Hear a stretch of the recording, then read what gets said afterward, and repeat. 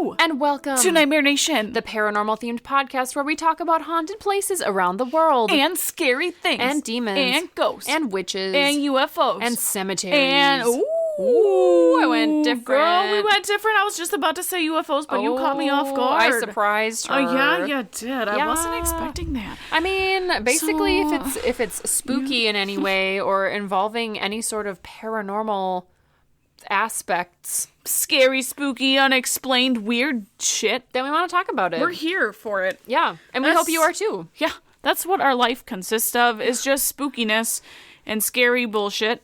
I feel like if you didn't know who we were or like hadn't really heard our obnoxious attitudes coming to life in this podcast, you might think of us as being like super goth and just like wearing like black lipstick and like have chains hanging from all of our earlobes and shit, because we like to talk about all that dark scary shit. Yeah. But I feel like we're just like normal. The opposite. I'm very girly, like hardcore girly. Are you? Yeah. You don't strike me as girly. I think I am. You like to do your makeup once in a while, but like I don't mean, I love doing my makeup. You're good at it. Sometimes the effort to put it in, I just don't want to. That's primarily me. I'm also not good at doing it, but it's just way too much effort now. If quarantine and COVID has taught me anything, it's that I don't actually deep down give a shit what I look like. Nope. I always just thought I did because I had to see other people at work, but it was clearly for them and not for me because I do not care.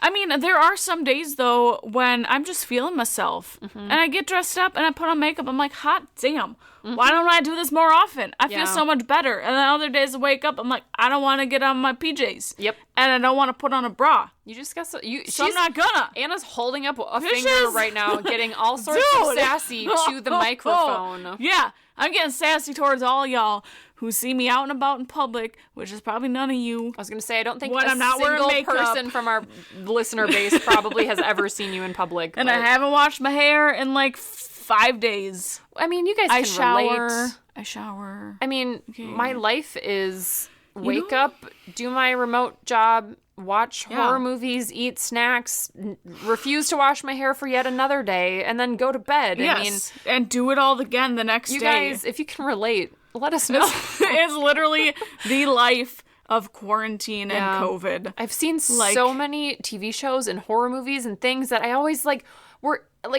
I never thought I had the time to do, but I'm like, I can now watch every horrible, badly made horror movie on Tubi that's ever existed. I know, it's the greatest. It's the best. We could just watch anything all day long. Yeah. It's probably not good for us, like, as human beings. Like, long-term psychological impacts will probably be bad. Like, I don't know how I'm going to adjust back to real life in the workplace. I don't think real life will ever be the same as it was. I think people are learning that the longer this goes on, and for my work, for example, we just found out we're not going back till September, which I feel like is probably the right move. It makes sense to me. But like you're talking a straight year and a half of remote work at this point. Like, people are not gonna want to come back. They've had a taste of this whole do whatever you want sort of lifestyle. And we've shown that we can work from home. Like, we don't need to be in an office. Yeah, our company had its best year yet last year. Best year it's ever had. And everyone was working remote. Yep.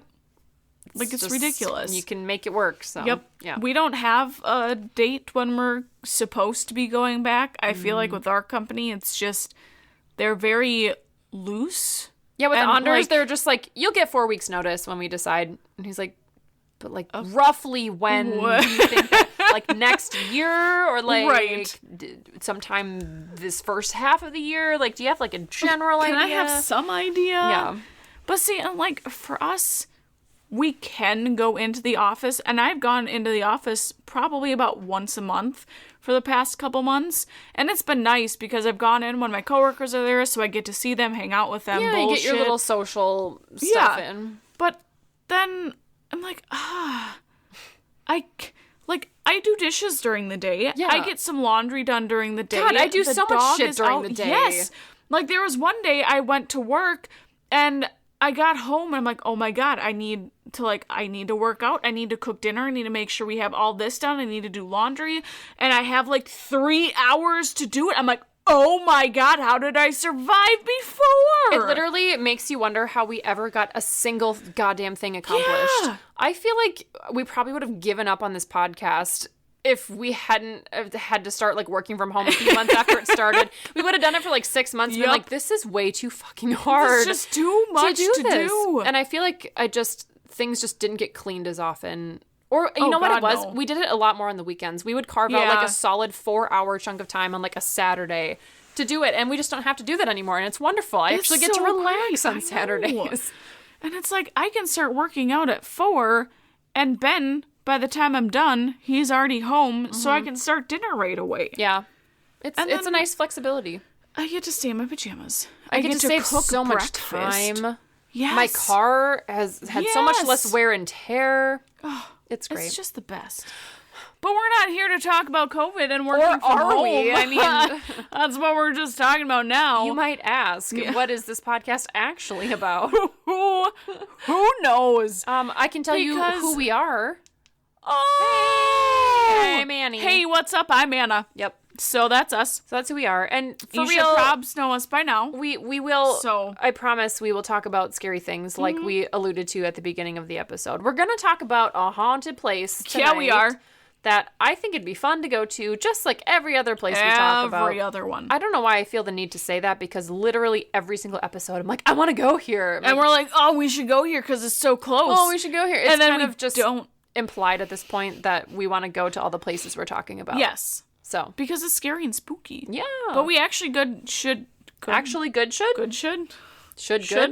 go. There it is. Words are difficult tonight. Uh-huh. Should go to the Sauk Center one. Yeah. That Palmer House Hotel. Yes. Because that's just a hop, skip, and a jump up. It is. That way. If that isn't just the most Midwestern thing. We should go there. Just a hop, skip, and a jump.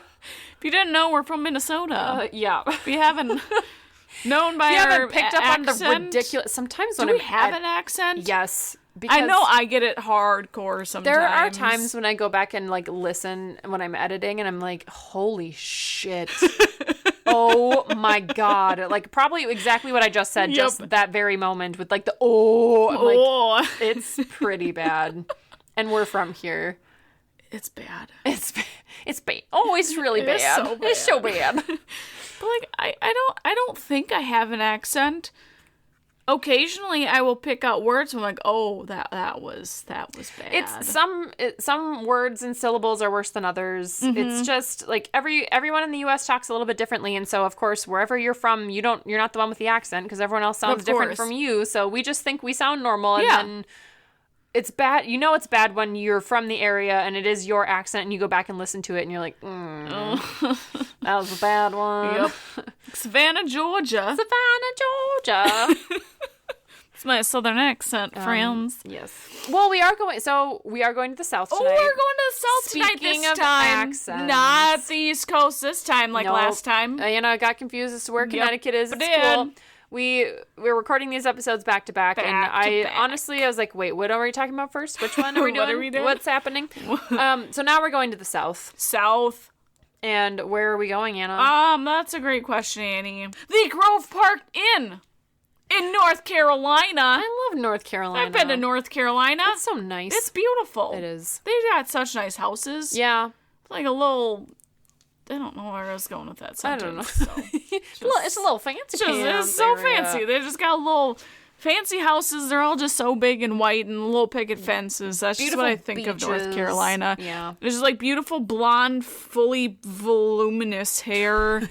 And they're all just really skinny, talking with like that nice southern accent. So here's my question for everyone who lives in the South. How do you all have hair that doesn't frizz when it's humid?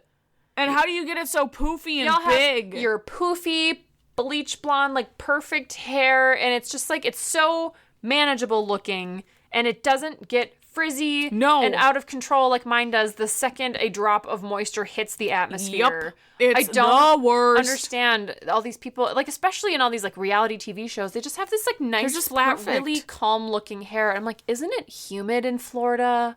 Sticky. I hate it when it's humid. Oh my God. It's the most disgusting thing. It's the worst. Like I'm fine if it's hot out, but it just needs to be hot, like heat, dry. Yeah, heat, I don't dry, care. hot. I don't care if it's just hot. The humidity kills me. Yes, it's disgusting. You're sticky. I hate It makes feeling me so sticky crabby, and yes, I'm and the crabbiest in hot weather. I'm your spirit animal in this situation. Fuck. And then we go biking in hot, humid, and the trails are just hot, and I'm just sticky You are and literally sweaty, just covered in a layer of just like stick. Ugh. And then everything is buggy, oh my mosquitoes, god, and you're like sweaty and that's why in like July, start of August, I we hibernate. Don't do a lot because it's just hot and gross. And like the 4th of July weekend, whenever we go camping, is the worst. Terrible. It's so hot, and Terrible. we're outside the whole time, and my it's God. just humid, dripping sweat. Maybe you should pick a different 4th of July activity. We've thought about that. Yeah. Going more northern Minnesota, because that's a little less gross up there. Yeah, I basically hibernate from like end of November through March, like a normal winter species would, but then I also hibernate from like end of June through the first week of September because I hate the humidity and heat. I mean, August can be hit or miss. Sometimes it can be really bad, other times it can be good, but gross. Disgusting. Okay, so North Carolina. Okay, here we go. Grove Park Inn, The friends. Grove Park Inn. My source. Singular. Check it. Can I guess what it is? What? It's Wikipedia. Of course it's Wikipedia. Gosh, thank you, Wiki. So the Grove Park Inn was conceptualized, Ooh. big words tonight, Getting watch out, French. by Edwin Wiley Grove, with the help of his son-in-law Fred Loring Seeley. Edwin was known as the father of modern Asheville. Oh, Asheville. Why love does it have Asheville. an E in there? I don't know. It's just the name of the town. Fucking dumb. No, it's Silent great. E. I love it. English is stupid. English is really I stupid. hate English. But I love Asheville. It's I've beautiful. never been to Asheville. It's quite beautiful. Where's Asheville in North Carolina? Relative to other things, I don't know. It's been a long time since I've been there. All right. I'm not sure. It's by mountains. Okay. Yeah. So Edwin was born in 1850 on a small farm in Tennessee. After serving in the Civil War, he planned to open a pharmaceutical business and had the determination to rise from his early poverty to great wealth and success. Look at him go. Like, who just wakes up one morning and says that they want to own a pharmaceutical company? I mean, Like, it's real specific. Right? Yeah. Yeah, maybe it was You can make a financially lot of motivated. money. I guess, Yeah, I don't know. I don't know. Good for him. While in his mid-20s, Grove purchased Paris Medicine Company, originally based in Paris, Tennessee. In his 20s? In his 20s. Where did he get the money to do that? Who the fuck He knows? just bought a company. 20-something? Yep. Huh. I wish I could have done that. I'm in my 20s. What company could I buy? Nothing. None. Zero. Exactly. Zero companies. It's ridiculous. Okay. Its primary money-making product was Grove's Chill Tonic, which was a syrup elixir containing quinine. Quinine. Oh. And what is that? So this formula helped tame the raging chills brought on by malaria. Oh. So that's fun. So it's like a fever medication kind of thing. Yeah. All right. Whatever happens when you get malaria. Give me some of that quinine. Yeah, uh-huh. Whatever that is. Yeah. You never know when you might come down with a bad case of malaria. Exactly. And them damn mosquitoes. Yep. While still pursuing new pharmaceutical inventions, Grove met Fred Seeley in Detroit, who was making a name for himself also in the pharmaceutical business. While working together in Detroit, the two sparked a friendship and mutual admiration. Grove invited Seeley to his summer home in Asheville.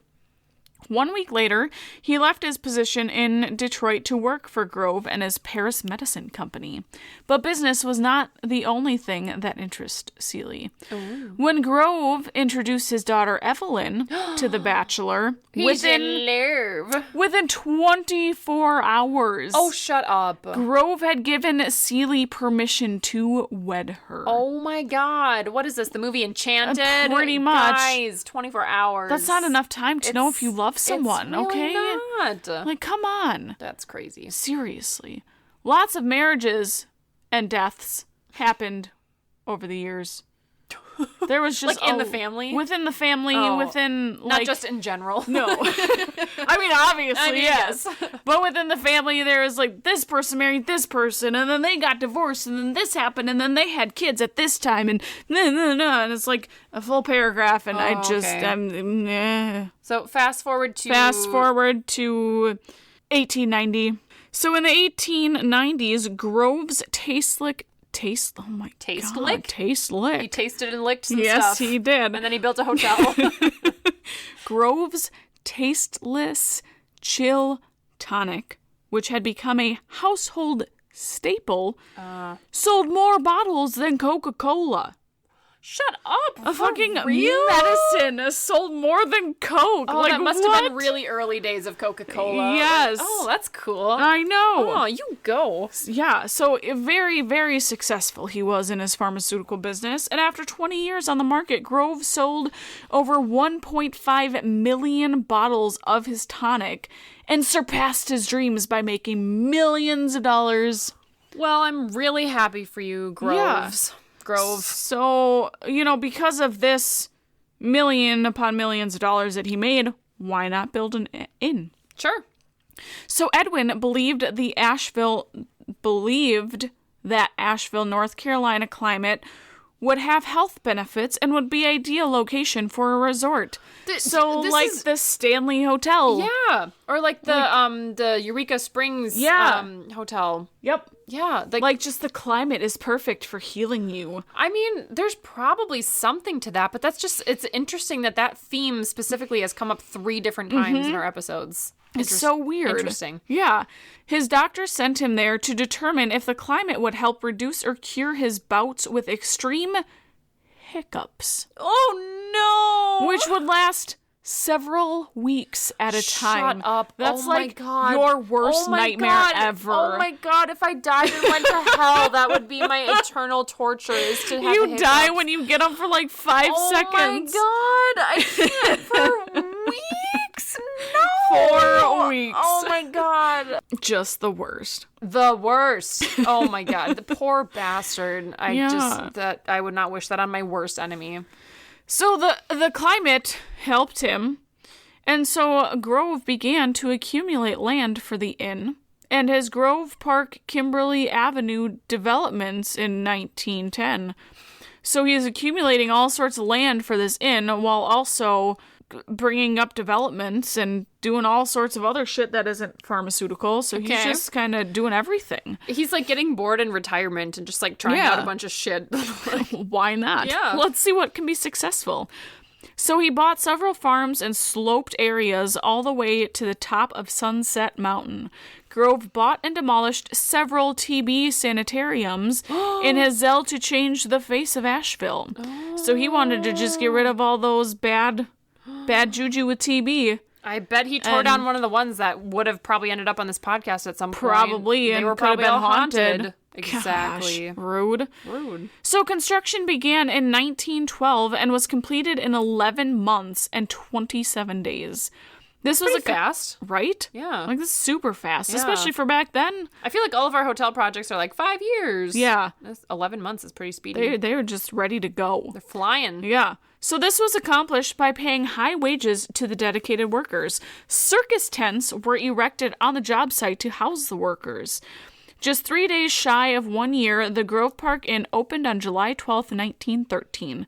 Secretary of State William Jennings Bryan delivered the keynote address to 400 of the most distinguished men of the South, gathered for the opening banquet.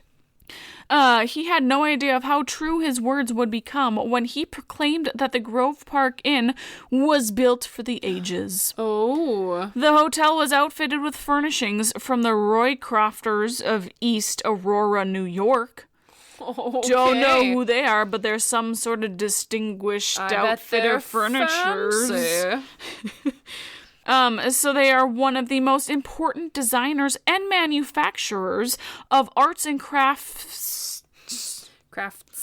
I hate that and word. manufacturers of arts and crafts furniture. What is an art and craft furniture? Like, I'm picturing like a painted couch. Yeah, I don't know what that means exactly.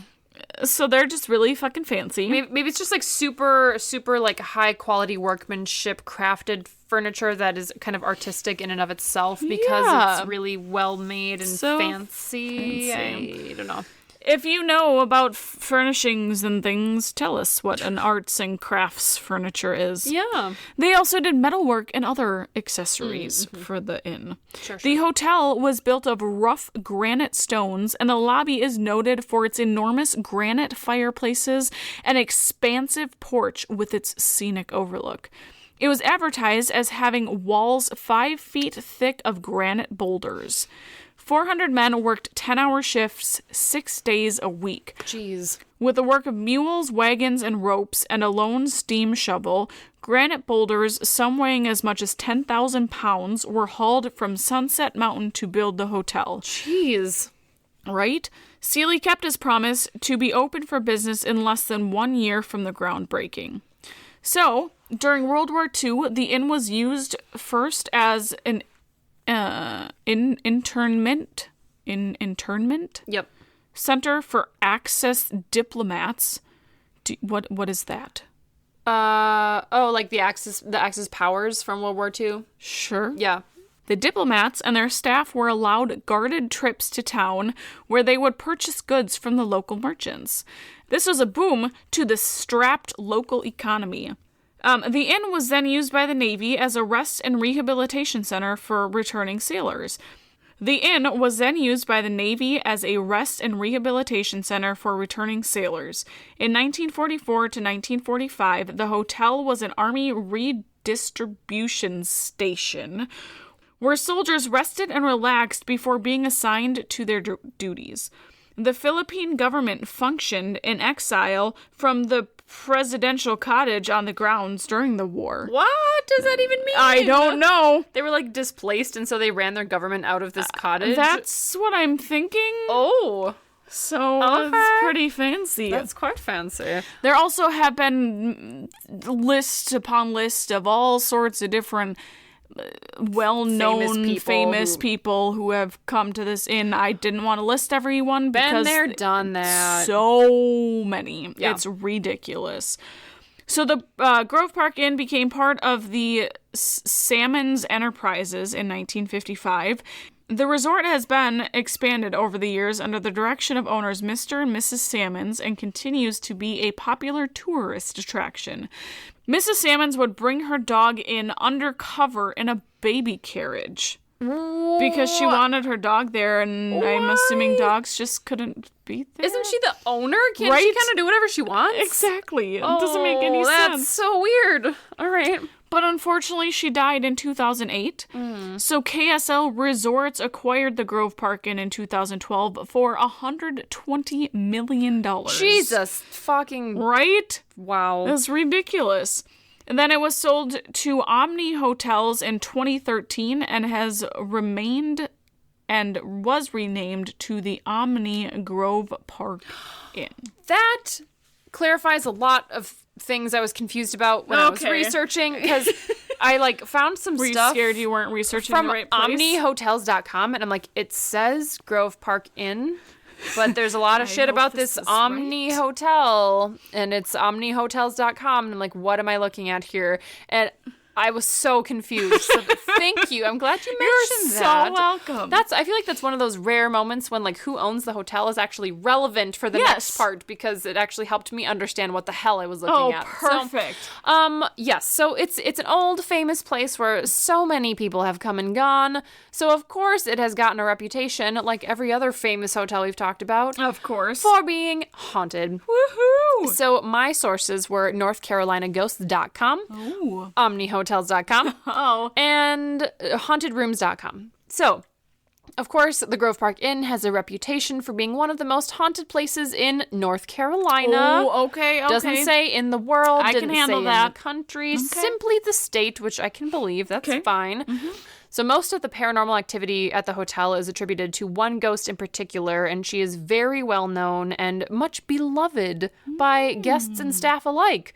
So this most famous ghost of the hotel is the Pink Lady. Oh. So this kindly spirit has been seen and felt in the halls of the inn for nearly 100 years. Holy shit. Yes, she Damn. is old and ever present. She's still just going strong. Yeah, and it's always cool when we feel like we have confirmed sightings of the same entity for that long, because it makes me more inclined to believe the stories. Yep. So, she is said to be the spirit of a young woman who fell to her death from a balcony on the 5th floor of the inn in the 1920s. Oh. She is usually seen in the form of a pink mist, hence her name, the Pink Lady. Oh. Sometimes she's also seen as a full-fledged apparition of a young woman in a pink ball gown, although I did find a couple of sources that basically said that a lot of people expect to see her in pink clothes because her name is the Pink Lady, but they don't actually think she died in a pink dress, so there's, like, most people haven't seen her in anything pink.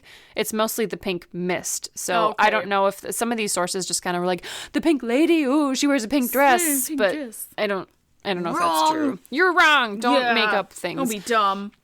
So there are various stories about who this young lady was and how exactly she met her end. Some say that she had come to the inn for a clandestine evening with her married lover. Ooh, and that she then... being a hoe. Yes, ma'am. And she then threw herself from the balcony when he called an end to the affair. Oh. Which seems a little melodramatic. That's a little excessive. Others say she was a young debutante who accidentally slipped and fell to her death. Yeah, call bullshit on that. I mean, there's like 7,000 stories of who she was. So, I mean, you're throw a dart at a dartboard and pick one. Perfect. Whatever her origins, the Pink Lady is agreed to be a good-natured and even kind spirit. She seems to particularly enjoy the company of children and seems a little more willing to reveal herself to them than to adults. She has been seen by the beds of children who were taken ill during a stay at the inn, speaking softly to them and gently stroking their hands. Oh, she just wanted babies of her own. To make them feel better. Aww. I bet she's giving him that chill tonic while they're sick. Helping that malaria. You want some medicine juice? Here you go. I got it for you. Yep. In one famous case, a doctor who had been staying with his family at the Grove Park left a note when he checked out asking the staff to thank the lady in the pink ball gown and that his children told him how much they enjoyed playing with her during their stay. The ghost of the Pink Lady is also said to enjoy playing small pranks. She's blamed for lights, air conditioners, and other electrical devices turning on and off by themselves. She also seems to enjoy rearranging objects in the rooms. You'll like this one. It's also been said that she'll occasionally wake up a sleeping guest with a good tickling on the feet. Go fuck yourself, Pink Lady. Yes. Fuck no. I'm gonna tickle all the feet when I'm dead. That is so disturbing. That's so fun. No. You don't want someone tickling your feet? Tickling is the worst. Honestly, that's like my worst nightmare. That's why I don't have my feet over the bed ever. Right. Because someone is just gonna reach up and grab my foot. Touch them. Yeah. Everyone knows there's evil things under the bed that prefer human feet more than anything else. Have you ever watched Don't Look Under the Bed on the Disney Channel? No, is it terrifying? Yeah! It made me scared of everything underneath my bed. Sometimes it was like this magical place underneath the bed, and there was a spooky boogeyman that would come out and take you and suck you in to this vortex underneath the bed. And then there was this other guy who's supposed to be like a nice boogeyman who also lives under there, who's trying to help them to destroy this other boogeyman. And it was just really creepy. And this was a especially children's when you're show. Little. Yeah. It creeped me out. Some of the shit that they make for like the kids' version of horror is so over the top terrifying, like to this day as an adult. And like we've talked about this before, but some of those like scary stories to tell in the dark stories were they're so creepy. And it's like, you wrote this for children. What is wrong with you? Maddie has a couple of those books, and there was one time, I think it was when we were going up north, she was reading us stories. I'm like, oh my God. They're like, creepy. This guy's talking about like stabbing someone. I'm like, Dude! Yeah. Yeah. What the hell? Yeah, I know. I remember ridiculous. being particularly freaked out by those. I remember seeing this, like, it was supposed to be like I don't know if it was Goosebumps or one of those sort of like younger audience targeted ones about a vampire. And I saw it when I was a kid and I like was freaked out for weeks and I had to sleep like on the floor. I was at my godparents' house and I had to like leave the door open so I could see their bedroom from my bedroom because then I knew they'd be close by if I needed help. Okay. Okay. Yes. Okay. Tickling. God, that's what we were tickling doing. feet. Oh my god. Okay, so the pink lady likes to tickle feet. Back on track. Other reports of the pink lady again involve a pink mist that has been seen to flow among the hallways of the hotel, but not only inside the hotel, on the grounds as well. Oh dang, she's just kind of everywhere. She's like a little pink fart cloud floating around. Pink fart cloud. I wish I farted pink clouds. But then everyone would know when you farted, even when it was silent. But it would look so cool. Yeah. Just like a pink sparkly cloud coming out. If it was sparkly, for sure. If it's just straight flat pink, like then unicorn farts. Oh, like a that little smell rainbow. like cotton candy. That'd be nice. I would fart all the time then. Be like your Love own air it. freshener. Yes. So, pink lady. So, the pink fart cloud lady. Okay, so while she has been seen all around the inn, the spirit seems particularly attached to room 545, which is where most of the paranormal evidence of her existence has been captured. So, according to tradition, it was from the balcony of that room in particular where she fell to her death. A painter who worked in the hotel from the 1950s through the 80s told this story, quote, "Back in the late 50s or early 60s, the hotel used to shut down during the winter months, and that's when we caught up on the painting. One cloudy, gloomy day back then, I was checking on some of the guys' work. As I got closer to 545, I got cold chills that got worse the closer I came to the door.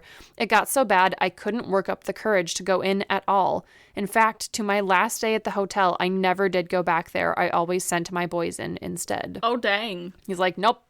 Fuck Not this shit. doing it. Mm-hmm.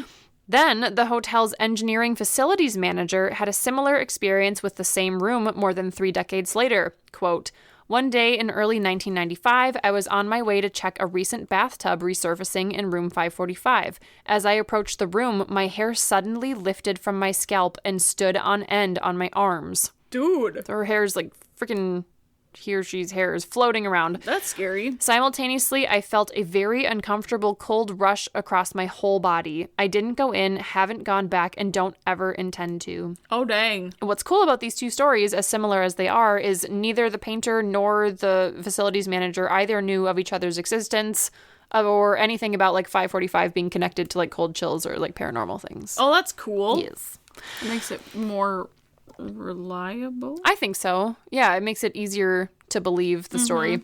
So early in 1996, the hotel conducted research on the Pink Lady. So they'd had basically so many different reports about her that they actually paid to have an investigation done, which I think is just the fucking coolest thing ever. That's awesome. Like, yeah, let's interview a shit ton of people. So Joshua P. Warren of Asheville, an expert and author on local ghostly phenomena, spent months in the haunted hotel collecting data.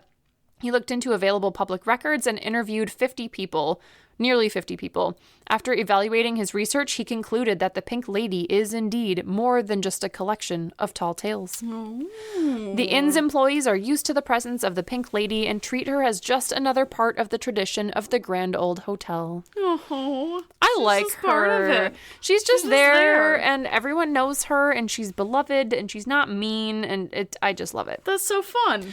So some other kind of haunting things that have happened that may or may not be related to the Pink Lady haven't really been connected in any way, but have been reported at the hotel.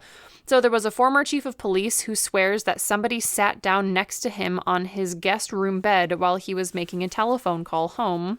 He just felt this like presence like waiting down on the bed next to him. That's which is fun. Super creepy. That'd be really creepy. Just like, see like an indent or just feeling it lower. Yeah, you can like feel the pressure of someone sitting down next to you and then to look over and be like, no one's there. No one there. What the fuck? One winter, after the resort closed for the season, 2 employees witnessed all of the 6th floor guest room lights come on, suddenly turn off, and then followed by all of the main inn lights doing the same thing. Dude. Like 2 different places, all of them at the same time. And I'm sure this inn is quite large where Yes. that's not like an electrical something. I'm not sure. I mean, I'm having a hard time. If it was just one floor, for sure, faulty Right. wiring. But to do it in one floor and then a next, like the whole main inn area all at the same time, just I don't think so. feels weird. Mm-hmm. A female guest of the hotel once reported hearing what she thought were guests checking into the room next door to hers at approximately midnight. That same night, she felt that her hand was being held. Oh. She realized it was not her husband since he was on the other side of the bed and she was like facing away from him. Mm-hmm. The sensation of the warm hand then suddenly disappeared. Gross. I don't like that. Mm-hmm. I don't like that. Well, I guess that could be the pink lady. We know she likes to hold people's hands. I guess so. So she asked the front desk clerk the next morning about it because she had heard the people checking in. She thought maybe someone had like snuck in and like held her hand, and she said there was no one in the room next to them. Oh. So That'd be so uncomfortable, just like feeling someone's hand, like a warm hand Yeah. cup yours, and especially warm, and you look Oh. over and your husband's like facing away from you, and you're like, that's terrifying. yeah, creepy. And to hear the sounds of like people checking into the room next to you, and then they're like, no, that room's empty. Yep. Fuck No, that. thank you.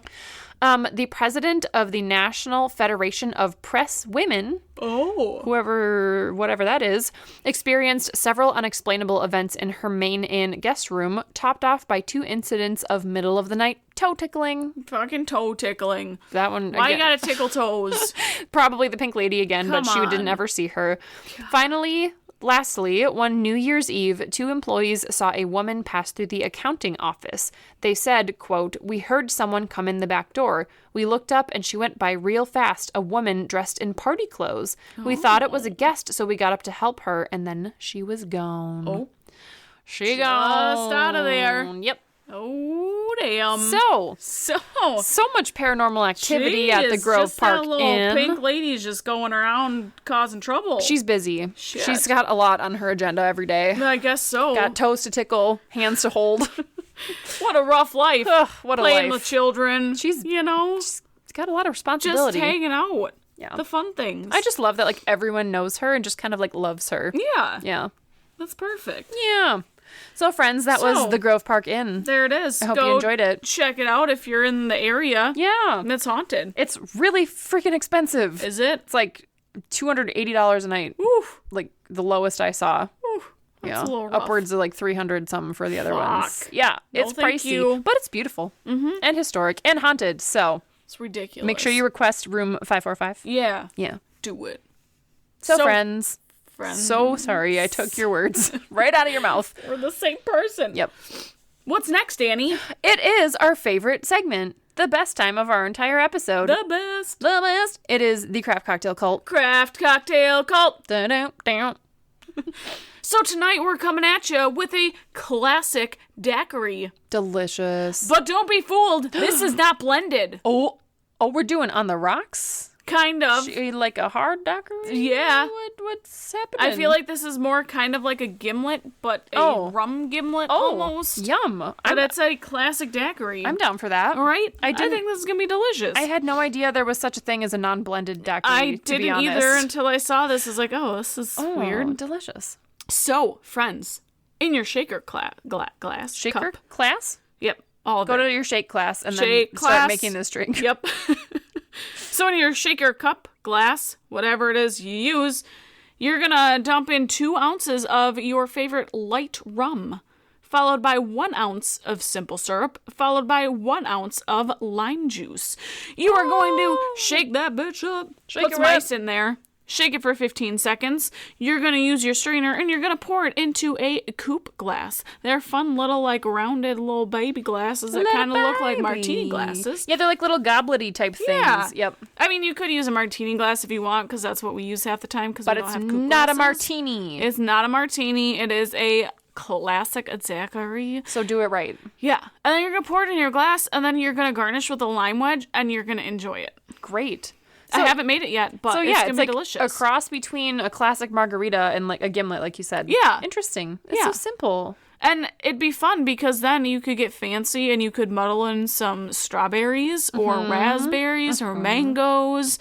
Like, you could put any fruit in there and make it a little fancier. We keep trying to make mango daiquiris with, like, fresh mango. Because you know how much Anders loves buying mangoes. Yeah. But, like, I feel like the fruit that we're getting is, like, not sweet enough, or it's, like, a weird texture, and we end up blending it, and it's just, like, gross. I don't know. We have yet to successfully make, a delicious blended mango margarita. Not margarita, daiquiri. Do you put simple syrup in it? Yes. Oh, okay. It's just not great. I don't know how to make it better. We're, like, following recipes, and we're maybe try doing, like, more of a mango simple syrup. Yeah. Instead of actually blending the mangoes, because the mangoes might be too bitter. Yeah, I don't know what the issue is. I would try doing a mango simple syrup. Okay. That might work. Okay. I don't know. I'm just pulling shit out of my ass now. We'll try anything at this point, because we've made like 4 of them, and we're like, why are these always so bad? Because some have been better than others, but we can definitely tell, like, some of the mangoes, they're just kind of like this weird stringy fibrous texture, and some of them are just like not sweet enough. I don't know, and we add so much simple syrup, and it like doesn't seem to help. Then it just like makes it taste like sugar, and I'm like, So, friends, that's your classic daiquiri. If you try it, please talk to us and let us know what you think. Know. Tag us in your post on the social media. Send us a message. Send us an email. We want to talk to you. We do. We especially, we want to talk to everyone, but we especially want to talk to you if you have a story of something paranormal or scary or unexplained that has happened to you or someone you know. Please write us in. Tell us about it. Send an email to nightmarenation19@gmail.com. Hell yeah. Or check us out on the social media. Facebook is nightmare_nation19 or the Instagram nightmare.nation19. Please follow us, like our stuff, talk to us, comment, rate, review, subscribe, all the shit you could possibly do. All of the shit you do on social media, do it to our social media, because we want to hear from you. We want to talk to you. We want to chat with you. We like talking to you. I like talking to you. I like talking. Can you tell? What? No, you don't. Not you at hate all. talking. It's That's just why the you have a worst. podcast. I know. Gosh. But in the meantime, friends, please, just do not don't use a Ouija board. Don't do it. Don't use a Don't be fucking stupid. Don't use a Luigi board. Don't Luigi use board? a Ouija board. An Ouija Don't board? use a quiche board. Weg board. Weg board. So just don't do any of those things. Don't do any of it. And be safe, okay? Be safe. Until next time. Until next time, friends. Bye. Bye.